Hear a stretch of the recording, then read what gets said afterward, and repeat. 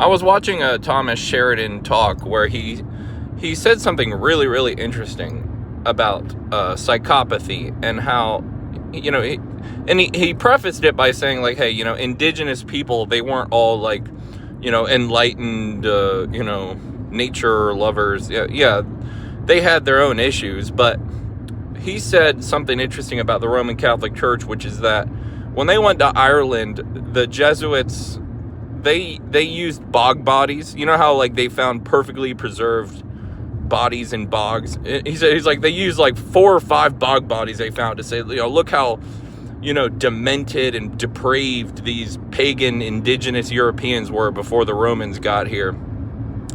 But what Thomas said, I thought was really interesting, is he was saying, like, the PDFs, the psychopaths, even children that were psychopaths, then when the group, because their survival was at stake, when the group would detect, because, people back then weren't any less intelligent than we are now. Arguably were less intelligent, but because they were more connected with in a very grounded way with life and communal way. Now we're very separatist people. We're just actors in a capitalist system, but no one actually has any community except maybe, a few high school cliques. But America itself is hollowed out, completely hollowed out.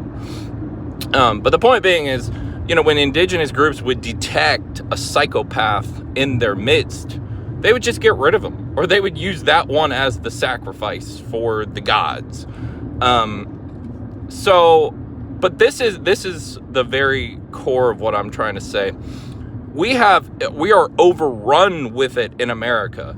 The broligarchs, the tech bros, these politicians, people like L. Fink, the CEO of B-Rock, because I know YouTube is censoring everything.